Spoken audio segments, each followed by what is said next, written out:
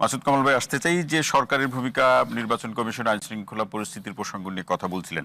আপনার কাছে coat unquote এই প্রশ্নটি রাখি, যে এইভাবেই রাখছি যে আসলে বর্তমান সরকার নিয়ে তো অনেক কথা হয়েছে, যেটা অমুক দলের সমর্থিত সরকার, অমুক দলের সরকার, কিন্তু এই বাস্তবতায় সরকার যে ব্যবস্থাগুলো একটি ঐতিহাসিক নির্বাচনের প্রশ্নে, গ্রহণযোগ্য নির্বাচনের প্রশ্নে গ্রহণ করছে, তাতে মনে হচ্ছে যে কেউ সন্তুষ্ট হচ্ছে না।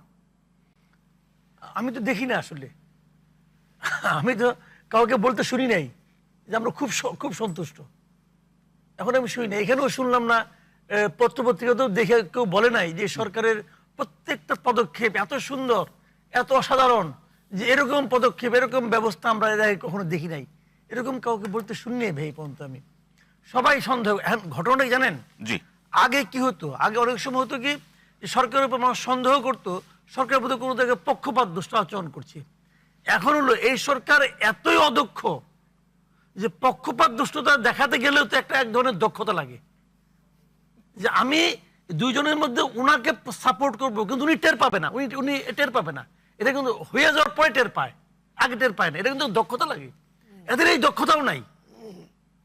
বাস আমি সবসময় বলি যে আমার দেখা মতো এই বছর, এত বছরের জীবনে এরকম অদক্ষ সরকার আমি জীবনে দেখি নাই। ওনার দেখলে একটা মাত্র দক্ষতা আছে, আমি মাঝে মাঝে কিন্তু অবাক হয়ে ভাবি, ইউনূস সাহেবের একটা যোগ্যতা অসাধারণ।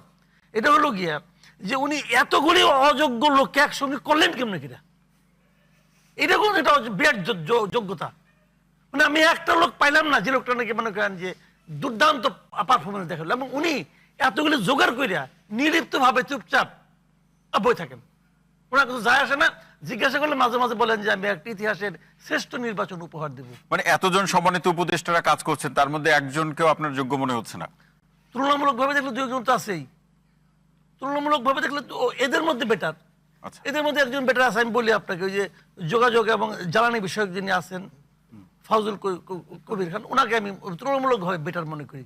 দ্বিতীয়টা খুঁজতে গেলে আমাকে মানে আধা ঘন্টা সময় দিতে হবে, কারণ দ্বিতীয়টা খুঁজতে হলে আমার মিনিমাম আধা ঘন্টা লাগবে খুঁজে বাই করতে। আরেকজন কি? তাহলে ঐতিহাসিক নির্বাচনের অঙ্গীকারের ভাই ভাই আমি বলি আপনাকে, উনি একটা নন পলিটিক্যাল লোক। আমি ইউনূস সাহেবের কথা বলতেছি। জি, বলুন। উনি এটা তো একটা ইলেকশন, একটা পলিটিক্যাল অ্যাক্টিভিটিস না, এটা একটা পলিটিক্যাল কাজ। এই পলিটিক্যাল কাজটা কিভাবে মানে গুটে আনতে হবে, এটা ওনার যোগ্যতার বাইরে এটা। এবং উনি এটা মানে এখন পর্যন্ত ওনার সুবিধাটা কি জানেন, প্রত্যেকটা পলিটিক্যাল পার্টি ওনাকে সাপোর্ট দিয়ে যাচ্ছে। সবাই কিন্তু মুখে মুখে বলে ভালো হচ্ছে না, অমুক হচ্ছে না, কেউ কিন্তু বলে না যে তুমি অযোগ্য, কেউ কিন্তু এর উচ্চারণ করে না। দুই একটা আমাদের মতো দুই একটা পাগল ছাগল করে, আর কেউ করে না কিন্তু। সবাই তাদেরকে বলে ঠিক আছে কামটা সারেন। ওইটা হয় কেন জানেন বলি ঘটনাটা। ধরেন আপনি বাসার মধ্যে আছেন, আপনার 2 বছর 2.5 বছরের বাচ্চা হাতে একটা ছুরি নিয়ে ঘুরতেছে, আপনার লক্ষ্যটা কি হবো? বাবা কিছু করিস দে, আমাকে দে, ওকে আমাকে দে, তোর চকলেট দেবো, মানে কোনো মতো গেলে ছুরিটা তুই ফালা। এই অবস্থাটা এদের, মানে সবাই আতঙ্কগ্রস্ত যে কোনো মতো ইলেকশনটা পার হোক। ইলেকশনটা পার হলে একটা পলিটিক্যাল গভর্নমেন্ট, সবাই কিন্তু তাই বলে, একটা পলিটিক্যাল গভর্নমেন্ট আসুক, জনগণ এটাকে নির্বাচিত করবে, যারাই করুক ভাই, আমার কোনো আপত্তি নাই। কিন্তু এরকম জবাবদিহিতা ছাড়া তো কোনো গভর্নমেন্ট থাকবে না। যে গভর্নমেন্টে আসুক, জামাত আসুক, ইসলামী আন্দোলন আসুক, বিএনপি আসুক, যেই আসুক, তার তো একটা জবাবদিহিতা থাকবে। মানুষ মনে করবে কি তুমি যদি এবার খারাপ করো, আগামীবার তোমার ভোট দেবো না। কিন্তু এতে কোনো জবাবদিহিতা আছে? কোনো একজন উপদেষ্টাকে দেখছেন পর্যন্ত বলতে পাবলিকের কাছে তার জবাবদিহিতা আছে? ওনাদের একজন স্পোক্স পার্সন আছে, বলে কি আমাদের সবকিছু করার ম্যান্ডেট আছে।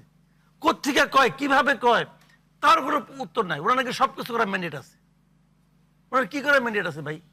তো এগুলো বুঝেও না জিনিসটা, লজ্জাও পায় না, কি করবেন? জি।